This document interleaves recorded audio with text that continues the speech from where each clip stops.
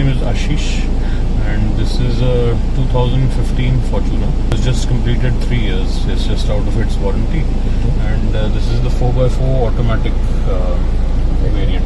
Earlier you couldn't buy this combination. You could only get the manual and the 4-wheel drive, or you could get the 2-wheel drive automatic. This has done 33,400 kilometers. Okay. So quite low mileage that way. What's the mileage in the city and the highway of this car? It's a diesel car. It's a diesel, yeah. This variant only came in India in the diesel option. Overseas you could buy this with a V6 also and everything, but we get around 10 in the city, and then easily it does 12 and a half on the highway, which is quite good, for such a big engine, 3-liter engine and such a heavy SUV. So, I mean, if you compare it to the new Endeavour that's come out, that weighs 500 kilos more than this, which is 2.5 tons in weight.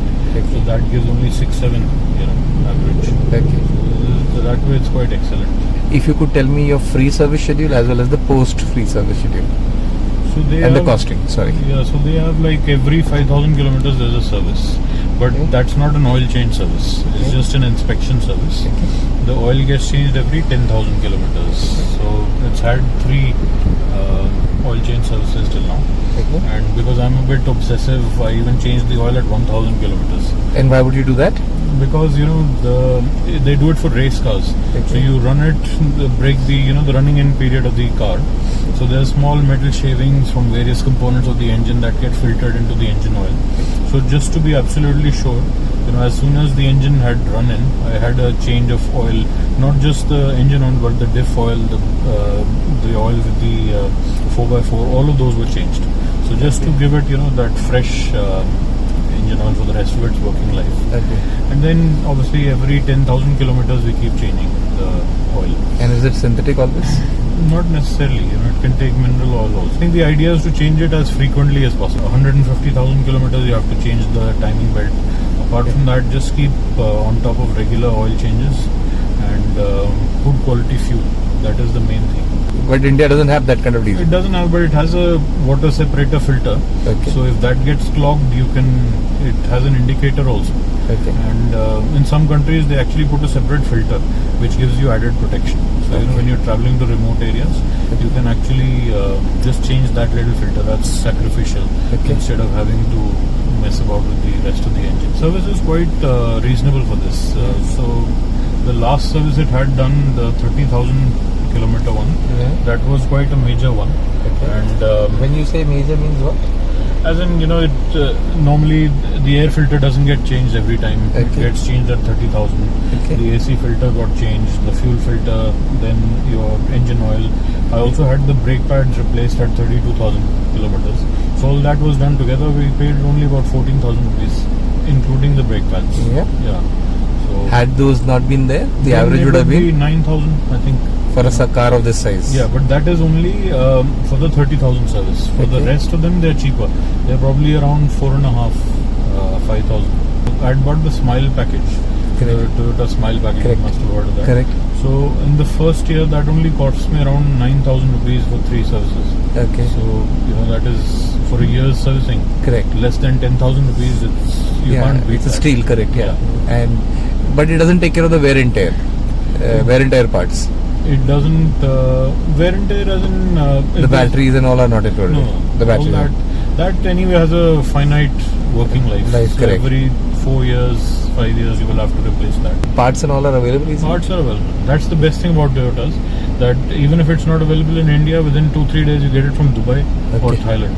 So but they are matched to the T, because normally absolutely. One had heard stories about parts not matching. Toyotas have in fact other brands also.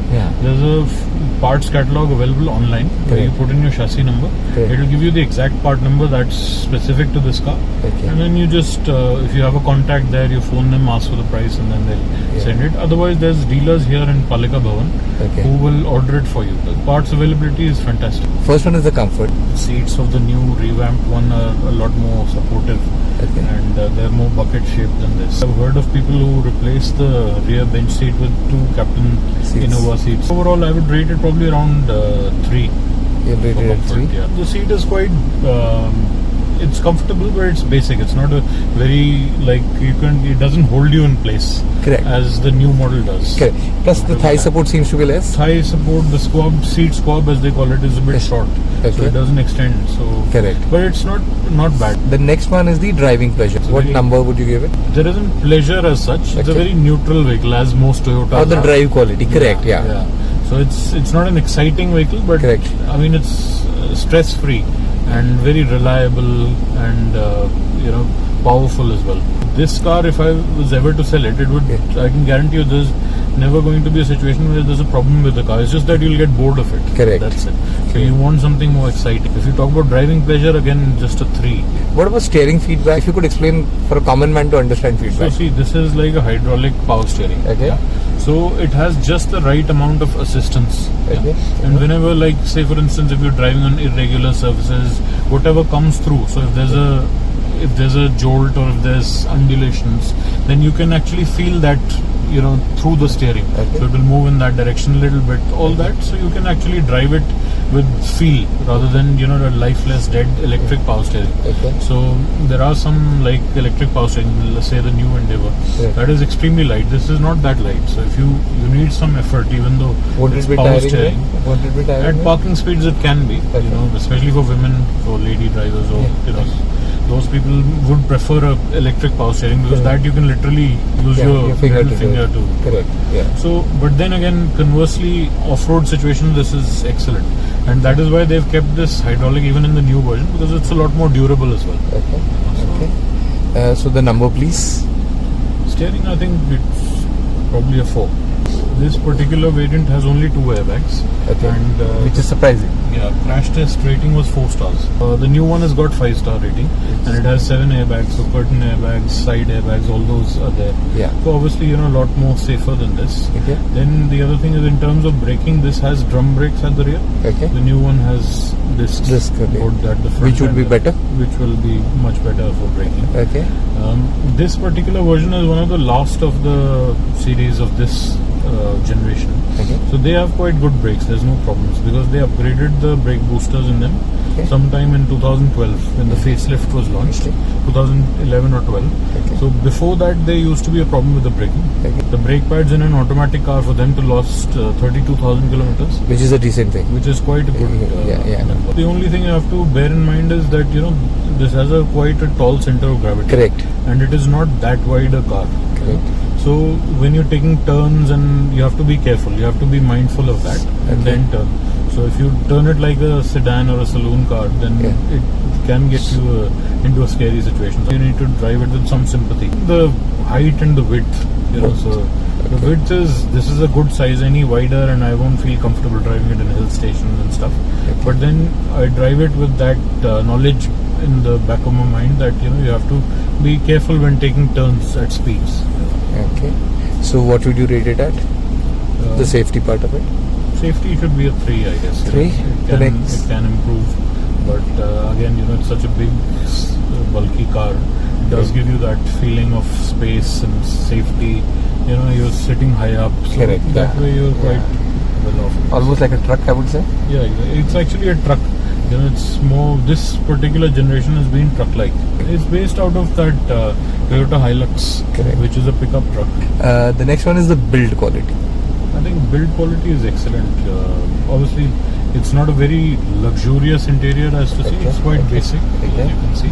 But I mean, everything works. We don't have any rattles or squeaks in 3 years in the car.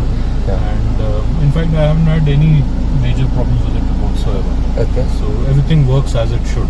Okay. So that way, it's quite good. Okay.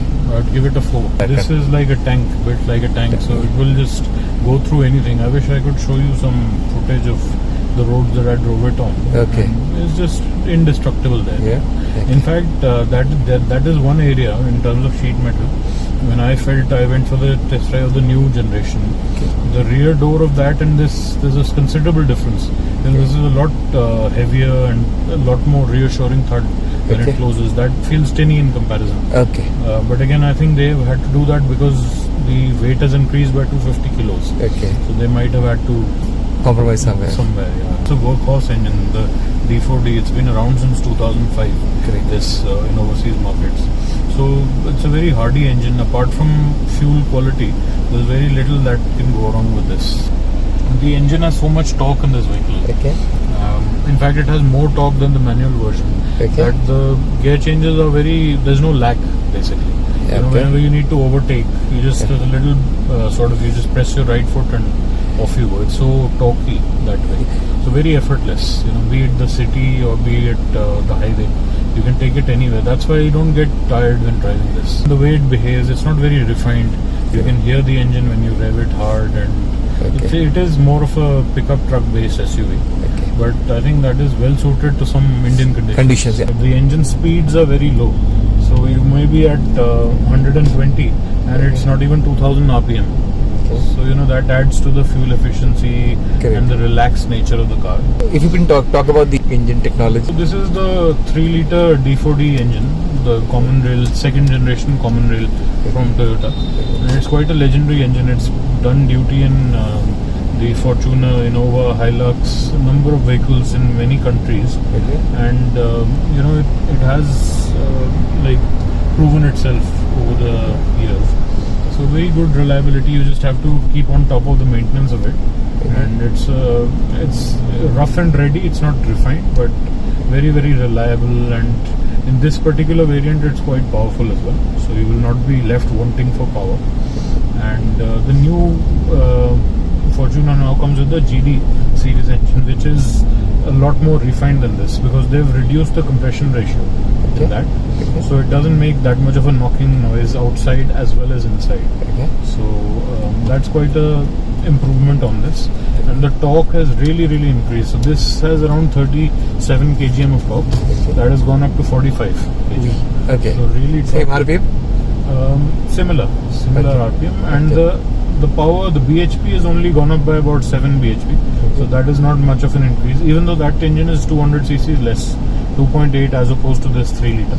But it has more torque. So overall the driving experience, that is what you feel. And so it's an improvement in every way. It's a 5-speed automatic. Earlier this model used to come in a 4-speed automatic. But in 2012 I believe they changed over to a 5-speed. What difference would that make? It gives you better mileage on the highway. You know, it's more, the RPMs are lower. So at a cruising speed, your engine is in a higher gear, lower engine speed. So that gives, it's a more relaxed cruiser. So the new one now has 6 gears, so that will be even more relaxed. Gearing is very relaxed, and you know, when you need the power, it's there.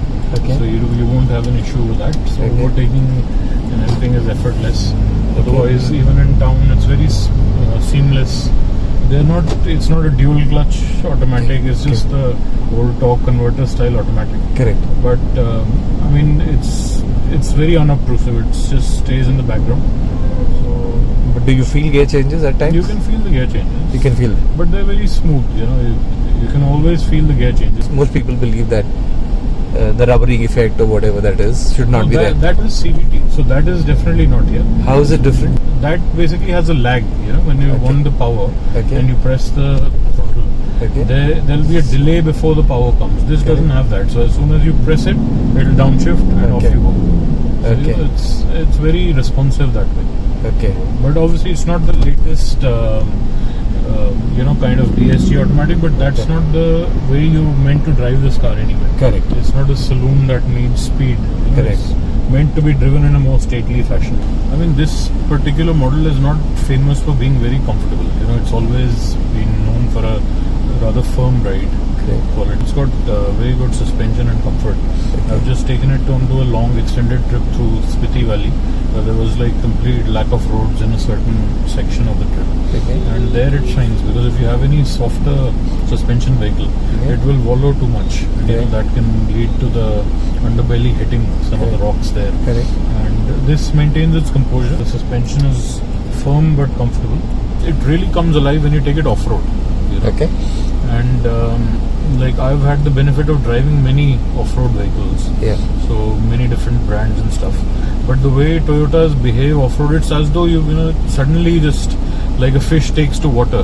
When you were in the market to buy this car, which all other cars you looked at, and why did you not buy them? I didn't look at any others. You know, I'm a Toyota fan, And I mean, I've had an Endeavour in the past, the previous generation, and that also I bought because the Fortuner had yet to be launched. That was back in 2007.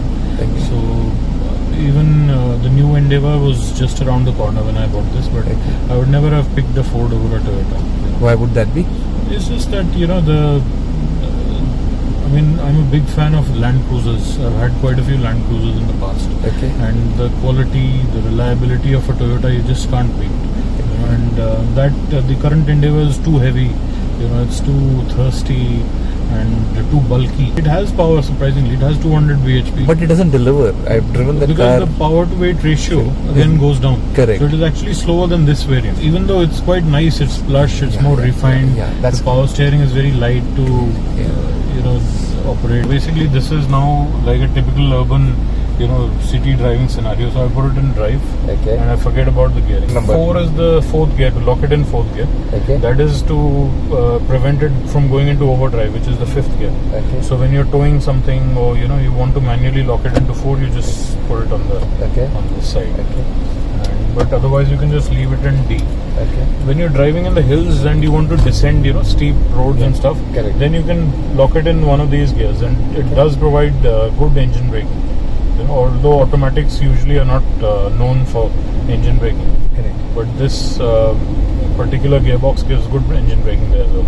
So you should use your brakes as little as possible, because otherwise they can overheat. It's 3 years old, but there's no rattles or squeaks apart from 1 or 2 window shades that I put in the back. And the steering is only heavy at parking speeds. When you're driving along, you can't feel much. It's slightly heavier than electric power steering systems, but again, some people prefer, the purists actually prefer this. I have come to you and I'm buying an Endeavour. Convince me to buy this car. It's like I've used this analogy before also. So if suppose you're a film producer, and it's like comparing some Chandrachur Singh to a Shah Rukh Khan. It's like that much of a difference. So this is like out and out the best vehicle, which is why it sells more than 5 times what the Endeavour does. If you look at the fuel efficiency, the Toyota reliability, the sales service network, the resale value, and the power of the engine plus the power to weight ratio, all those things you just can't beat. If you want a vehicle like an SUV to keep for maybe 10 years or enjoy it for a long time without much headache, then a Toyota SUV, especially the Fortuner, is the one to go for. I'm buying the Fortuner. You have to diesel the Fortuner. So if you're primarily wanting an SUV to drive around in the city and you're not much concerned about taking it off-road or using it for major expeditions where the reliability is paramount, then you can go for an Endeavour, because it has a more refined interior. There's less noise inside the cabin. It is a lighter steering, and it has more power, although it has more weight also. So the initial impression you will take away from driving that would be of a much more plusher vehicle. Once you buy a Toyota, there's just not going back to any other brand. Toyota is the byword of satisfaction, reliability, all those things. You cannot go wrong with this. I think it's very easy to recommend. It's the best vehicle in its segment by far. There is no second thoughts about that. The only reason to buy anything else would be if you didn't want to buy this. It is so perfect in its sense. Yeah, exactly. I mean, because you look at the total product offering, as a proposition, so from the maintenance to the reliability to the kind of service centers they have and everything, they're just outstanding. I mean, anyone looking to buy these cars nowadays, they're getting older, so they have much better value also. Correct. So the depreciation value on this is much lower, correct? It doesn't depreciate much. This car is probably still worth 25 lakhs. So in 3 years, it's only lost about 5 lakhs of its value. Which people would have shaved off almost 20 lakhs. Exactly, So they hold on to their value also. So overall, there's nothing much that you will miss if you go for one of these. I'm going to say thanks a lot for your time.